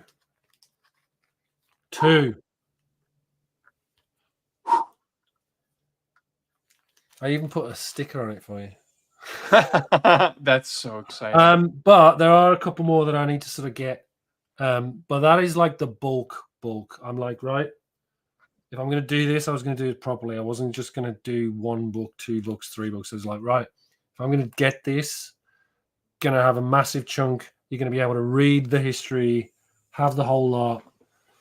But as I say, there is still a couple of others. I'll give you an example. The first appearance is coming. Oh. But I need to get that. I haven't received it yet, so I'm still waiting. Sure. But yeah, that the 3. I mean, what I'm trying to do is get you the first 10 in one place. So you've got with his first cover, like the little face thing. Yeah, exactly. That's my point. But that I don't have them yet. But I did want to just put all these out. Yeah. Just so you know. Are they coming in so that you'll be able to ship them from the States? Yeah, that's the plan. So I'm hopeful that's because I'll probably bring these with me, and then to your point, I'll ship them to you direct from the States. Yeah, because like whenever you put your address into the chat, not the chat here, you're not getting it, chat. But when you put the PO box into the whatchamacallit, like send me the Instagram messenger, and they're going out Monday. So my take on it is I'm going to get these. I'll take these across. I'll put them into the storage locker potentially, and then what I'll do is I'll get them to ship them to you. I'll get them to consolidate and ship the whole lot in one go. Right, rather than me do it. It's a lot easier. Put me on the big screen so I can show you what I'm sending. Let's see how we do this. So I think you just grab me and then pull me to the big part. There you go. Okay, so this is me some of this is just me cleaning out my closet of stuff that I know you collect that I don't collect. That like stuff I've won that's been given to me, but the big stuff's over here. So for example, I don't need this. I don't need Why don't you need this? It's the first Frankie Ray. I don't need it. That's a good book. I love John Byrne. Oh well, good. A really crispy copy of Alpha Flight #1. Nice. None of this is impressive. This is just going into the box. Stuff that I've gotten in random. I don't have that. I'm actually trying to collect that run as well. Okay. And that. Brilliant. That's gorgeous. This is a really high copy of. So this is where the theme begins of the majority of your box. So the theme I went for is magic. Yeah. Okay. So first Amethyst. That's nice. her. First attempt. Yes, first Madame Xanadu. Yep. Because the main feature of what we're doing is houses. Well, go ahead. This is over. Yeah, like this. My expectation was like I was trying to build as much of a you rather than the other way around. No. Stop it. This is a fun one. So Mon broke open his CBCS book or PGX book. I had a PGX book, and I was like, "Oh God, is mine going to be that bad?" So I tore mine open, the one that I had in PGX, so that I could have like an idea as to whether or not the book I had was the book that I had. It is. It's perfectly fine. Mon was a fluke, but because you're getting House of Secrets, I wanted you to have House of Secrets 61, the first Eclipso. Wow, that's a good one. And since it's Swamp Thing themed, we'll do the first cameo of Hellblazer, and then fuck it, we'll do the first Hellblazer. You cannot be giving me that one. Absolutely, no, stop it. No, you have no idea. Like, I've wanted these Dredd books for so long, and like the prices, it's a compressed market because the people that have them, they know that they aren't here in the States, and so they're asking wild prices. And no joke, I have been on the fence of being like, I was this close to paying to literally paying $2,000 for someone to send me the first 100. Like, and so this is way bigger than my dreams could have been. So yes. Then because you're getting the one that you know, let's just make it a set. We'll do the whole thing. So you've got the first Alec Holland in the 4/5, and you get the first Alex Olsen in the 4/5.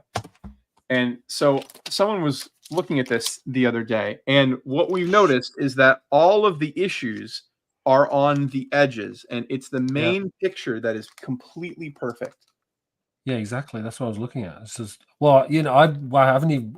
We just looked. We hadn't even talked. I just saw it. I've never seen this up close. So, but yeah, it looks beautiful. But it's crispy. I'm trying to get it like just in the light where I can also see it. But like it is. So it's like the image itself. The image itself that you care about, the cover itself, the art itself it's immaculate. It's perfectly pressed. It's perfectly flat. There's no creases. There's no issues. It's all the edges. Yeah, no, that's good. Look, as I say, I still haven't finished with yours. I'm going to get you more because I was sitting here debating, going, I need to just get you as much as possible because I do agree. It's like one of those. If you're trying to find these books, you're right. They're just so expensive. It sucks, but it's because they're at that intersection of rare and desirable, and it's frustrating to be. It is frustrating to be a Judge Dredd fan. It's really frustrating, but like this is literally. I've been telling the main chat that I'm a friend of on Instagram, like it's like 7 people. Mike from Lunch Money Comics is in there. Mon Comics is in there. Colossus Collector's in there, and like. Man, for weeks I've been talking about like, guys, you have no idea how excited I am. This is the biggest book of like my year. I'm bringing about $8,000 to Terrificon in June, and this is more exciting than anything I'm going to get at Terrificon. I'm so thrilled. So I'm excited. I'm not stopping though, but that's the point. I will get some more stuff. It's funny. I was up last night bidding on more stuff. So yeah, there's more coming your way. It's not just going to be this, but I'll try and fill it out as much as possible in terms of if I can get you the first 300, that's my goal, right? Like try and get you a full. Well, what I'm doing right now is I don't know how health care works in Australia, but we have insurance here. Do you have to have insurance there? Yeah. Okay, so we have health insurance plans that like. Every year, if you do X, Y, and Z on this list of things, we'll give you free Amazon money. Yeah. So I did my healthcare stuff. I got my free Amazon money, like I do every year, because I'm a good boy. I dumped it into the Judge Dredd trades. So what the plan is that I'm going to read I'm going to mark the pages because they don't tell you what issues what to what, but I'm going to mark the pages as to what's what in the thing so that every time I get to a page in the trade where I have the book, I'm going to put my bookmark in and then go read the actual book from the day. And then, okay, I don't have the next issue. Now I'll go to that. That's the plan. If it's not perfectly filled out, that's fine. Like, I'm so happy with. I think that it will be pretty close. We'll be pretty close. And then, as and when I get others, I'll, if there's stuff missing, well, what I'll do is what I'll do before I send it is I'll pull a list together, so then I know exactly what you're missing. And then as they come up and as you get them buying collections, we'll do more trades. We'll do this again. No, we won't. No, this will always be in the first trade. Like I will do that for you in terms of getting that full set. Like I won't. Well, I appreciate that, but this is exciting. This is really exciting for me. I mean, I know how you feel about getting these books, but like it's nothing compared to how I feel. I'm endlessly appreciative of this. I'm endlessly appreciative of, like, don't want to sound queer or nothing, but I'm appreciative of like the people that I'm meeting in this community that I actually want to be friends with, and like you're on that list, and it's really good, it's nice to hang out. It's fun. It's the same thing. It's always good. I was talking to Brandon the other day, Mon Comics, and same thing. He's like, we were trying to sort a date out where I could join his stream, and it's like, we're both like, oh mate, we've got to do it. And then, Ricky, we should also talk about your event tomorrow before you go. My event tomorrow? You're publishing a video of some sort, some fight video. Oh, that's Mondays. Oh, Monday. Yeah, so we're my Tuesday, actually. Your Monday. Yeah, your Tuesday, my Monday. The next it's, what is it? Fight number 3 is you versus Mr. Aiken from What's on the Comic Rack, the Protector versus the Rack. And man, you guys put your ankle in it. These wrestling matches that we're doing. So the way that I designed it was that I would be so uninvolved, dear audience, that I would just be like, I'm setting the stage and I just want everybody else to go wild with whatever they want. And man, these motherfuckers went wild. Like, everybody that's been on so far has put their ankle in it. Everybody that's coming up is so excited to do it. I've been on streams recently where people were actually, I don't want to say rude, but they were a little put off that I haven't asked them yet because they're so excited to do it. And it's just really, they were like, I was like, oh yeah, you should totally do it. And he was like, oh yeah, I haven't been asked yet. Like a little miffed. We should. I mean, a question I've got is, should we be calling people out? Like, what's really good is Brandon said to me, he's like, we should fight. And I'm like, so yes. Here's the deal. Totally should.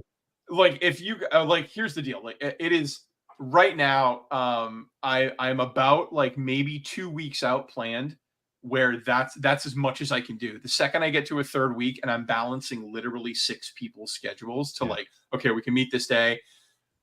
I have tried to make this YouTube thing impact my marriage as little as possible, and my wife is the most supportive wife in the world. I don't know if I didn't tell you this yet. Randomly today, she said, I bought you a present that's not your Valentine's Day present, but I just bought you a present because. And I was like, okay. And so I forgot about it. I opened up. She bought me a whole ass gimbal. Like a gimbal. She bought me a whole ass gimbal, like a really nice one that's like electronic, and like you hit the button and it rotates the camera. It's wild. Awesome.